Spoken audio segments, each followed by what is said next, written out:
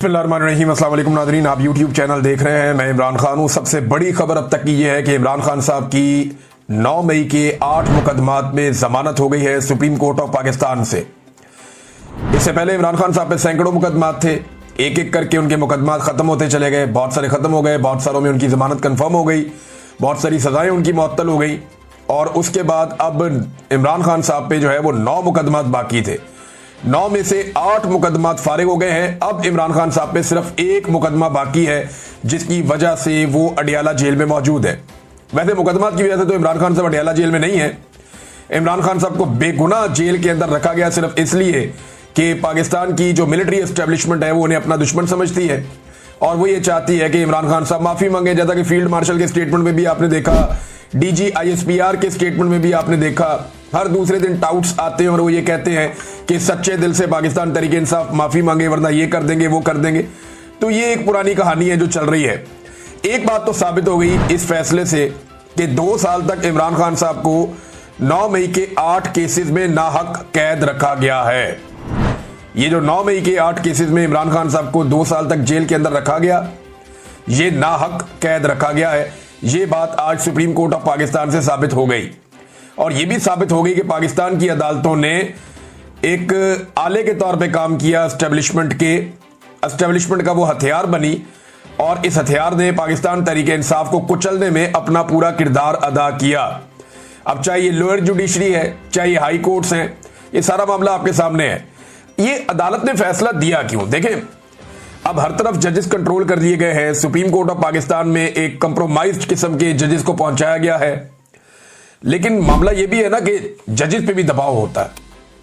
एक दिन पहले 2 मुअज़्ज़िज़ जज साहिबान ने खत भी लिखा कि जनाब गलत तरीके से अदालत चल रही है, नाइंसाफी हो रही है, कानून और आइन के मुताबिक सुप्रीम कोर्ट ऑफ पाकिस्तान को चलना चाहिए। उन्होंने निशानदेही की। वकला का दबाव बढ़ता चला जा रहा है, जजेस के अंदर से दबाव बढ़ता चला जा रहा है। अदालत के अंदर क्या हो रहा है अडियाला जेल में? वहां पे चौथी मर्तबा तारीख दे दी गई है, इमरान खान साहब का केस लगने नहीं दिया जा रहा वहां पे। ये वहां पे सूरत हाल है। सुप्रीम कोर्ट ऑफ पाकिस्तान में इसमें बार बार की तारीख दी और बिलाखिर इमरान खान साहब को बेल देना पड़ी। लेकिन इस केस में 1-2 चीजें मैं आपको बताऊं जो मैंने बात की है सहाफियों से। उन्होंने ये बताया कि जानबूझकर चीफ जस्टिस ऑफ पाकिस्तान ने बार बार ये जो केस था इसके मेरिट्स के ऊपर जाने से रोका। यानी केस के आपने मेरिट्स देखने होते हैं ना कि भाई ये गवाही सच्ची है या झूठी है, तो सुप्रीम कोर्ट ऑफ पाकिस्तान ने मेरिट्स के ऊपर जाने नहीं दिया वकला को। ऐसा लगता है सुप्रीम कोर्ट ऑफ पाकिस्तान नहीं चाहती थी कि पंजाब हुकूमत या पाकिस्तान की एस्टेब्लिशमेंट या जो अदलिया है, लाहौर हाई कोर्ट हो गई, या जो दहशतगर्दी की अदालतें हैं, उनके सारे जजेस एक साथ मुतनाज़े हो जाएं, क्योंकि उन्होंने नाइंसाफी पर मबनी फैसले दिए हैं। वो पुलिस वाला टेबल के नीचे घुस गया, सोफे के नीचे घुस गया, पुलिस वाला पर्दे के पीछे छुप गया, वो इतनी दूर से 4-4, 5-5 बैरियर क्रॉस करके सारी सिक्योरिटी में से गुजरता हुआ सलमानी टोपी पहन के वो इमरान खान साहब के सामने पहुंच गया। भाई इस तरह की गवाहियों के ऊपर कौन खड़ा होता है? और एक शहर में गवाही कुछ और है, दूसरे में कुछ और है, तीसरे में कुछ और है। तो तहरीक इंसाफ तो तैयारी करके गई हुई थी, लेकिन चीफ जस्टिस ने इन मेरिट्स के ऊपर बातचीत नहीं होने दी। इससे पूरी की पूरी अदलिया जो है उसके कपड़े उतर जाते हैं। लेकिन अदलिया, ये इसका क्रेडिट जाता है किसको? देखिए, इसका एक तो क्रेडिट पाकिस्तान के अवाम को जाता है जिन्होंने हार नहीं मानी। 8 फरवरी 2024 के बाद से लेकर अब तक हार नहीं मानी और वो आज भी इमरान खान के साथ खड़े हैं। दूसरा, पाकिस्तान के सोशल मीडिया को भी एक क्रेडिट जाता है, लेकिन सबसे बड़ा क्रेडिट जाता है इमरान खान साहब की जो कानूनी टीम है उसे। वो टकरे मारते रहे, उन्हें पता है कंप्रोमाइज अदलिया, लेकिन उन्होंने उसमें से भी अपना काम निकाला। उन्होंने इतनी टकरे मारी कि बिलाखिर वो दरवाजा खुल गया। और इसमें बैरिस्टर सलमान सफदर जो है वो बहुत तारीफ के लायक है। इमरान खान साहब की जो पूरी वकला की टीम है वो सभी मुबारकबाद के लायक हैं। बैरिस्टर सलमान सफदर साहब हैं, सलमान अकरम राजा साहब हैं, इन लोगों ने बड़ा अच्छा काम किया। लेकिन जो एक प्रोफेशनली मैंने देखा कि जिस वकील ने बहुत अच्छी हैंडलिंग की तमाम मामलात की और मुकदमात की, वो बैरिस्टर सलमान सफदर है। कमाल उन्होंने केसेस लड़े हैं और जिन जिन लोगों ने उनको केसेस लड़ते हुए देखा, जिन सहाफियों ने भी देखा, उन्होंने बताया जी कि वो जबरदस्त किस्म के शवाहिद सामने रखते हैं, बड़ा टू दी पॉइंट आते हैं और बड़े अच्छे उन्होंने मुकदमात हैंडल किए हैं। बड़ी प्रोफेशनली उन्होंने इन मामलात को डील किया कि एक तरफ एस्टेब्लिशमेंट है, पूरा का पूरा एक इदारा इस काम पे लगा हुआ है, इंटेलिजेंस एजेंसियां इस काम पे लगी हुई हैं, अदलिया को कंप्रोमाइज कर दिया गया है, 26वीं आईनी तरमीम के बाद पूरे निजाम को जकड़ दिया गया है, लेकिन फिर भी वो लगे रहे। बिलाखिर इमरान खान साहब के अब 9 में से 1 मुकदमा बाकी रह गया। अब सिर्फ एक ऐसा मुकदमा है जिसमें इमरान खान साहब को जेल में रखा हुआ है।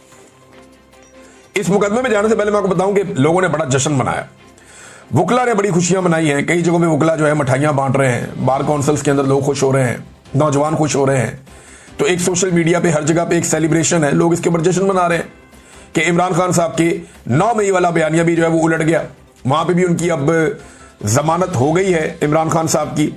नून लीग बड़ी अजीबोगरीब सूरत हाल में, उसे समझ नहीं आ रही इन जजों को गालियां देनी है या नहीं देनी, क्योंकि ये वही जजेस हैं जिन्होंने हर तरह की सहूलतकारी इस निजाम के लिए की है। ये वही जजेस हैं जिन्होंने वो सारे काम किए हैं जो एस्टेब्लिशमेंट ने और नून लीग ने उनसे गंदे काम करवाए हैं।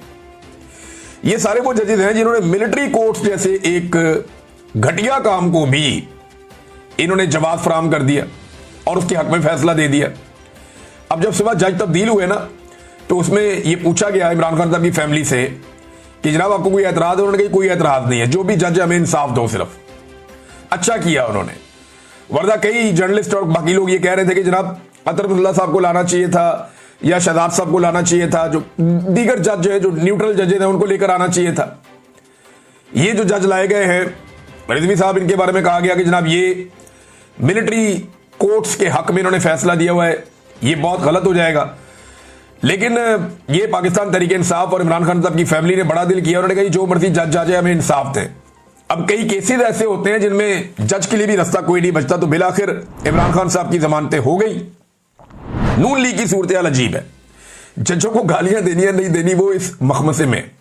ये एस्टेब्लिशमेंट कल को अगर इनके ऊपर से हाथ उठा लेगी ना, ये एस्टेब्लिशमेंट को भी गालियां नहीं दे सकेंगे, क्योंकि जिस लेवल के इन्होंने जूते पॉलिश कर दिए इनके पास पीछे हटने का रास्ता नहीं है। और जिस लेवल पे इन्होंने इस अदलिया को उठा के रखा है इनके पास पीछे हटने का रास्ता नहीं है। अब ये कैसे कह सकते हैं कि जनाब ये जजेस, क्योंकि ये जजेस ये लोग खुद लेकर आए हैं, तहरीक इंसाफ ने तो इनकी मुखालफत की थी, वो तो मंसूर अली शाह साहब की बात कर रहे थे। ये जजेस ये हुकूमत खुद लेकर आई है। आज भी इन्हें एक काम करने के लिए जेल में बैठे हुए एक कैदी की सपोर्ट चाहिए या उसका एक जुमले का इनको सहारा चाहिए। कितना बड़ा कद है इमरान खान का कि उसके बोले हुए एक जुमले को निकालते हैं, उसकी पूरी तकरीर में से एक जुमले को, और उसका सहारा लेके इतना बड़ा कदम उठाते हैं। खुद इनकी औकात बोने की है इमरान खान के सामने, ये इनके हालात हैं।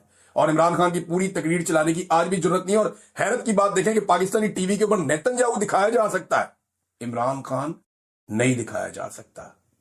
यह है पाकिस्तानी एस्टेब्लिशमेंट का असल चेहरा। 70-80% पाकिस्तानी जिससे प्यार करते हैं इस वक्त, हो सकता है कल इमरान खान की जगह किसी और से प्यार करें, कोई और लीडर आ सकता है, पाकिस्तानियों का कोई और वक्त आ सकता है, लेकिन आज पाकिस्तानी 70-80% जिस आदमी से प्यार करते हैं उस आदमी की शक्ल पाकिस्तानी टीवी पे नहीं दिखाई जा सकती। और 100% पाकिस्तानी जिस आदमी को पसंद नहीं करते नेतन्याहू, उसका चेहरा जो है वो आपको पाकिस्तानी टीवी चैनल पे नजर आता है।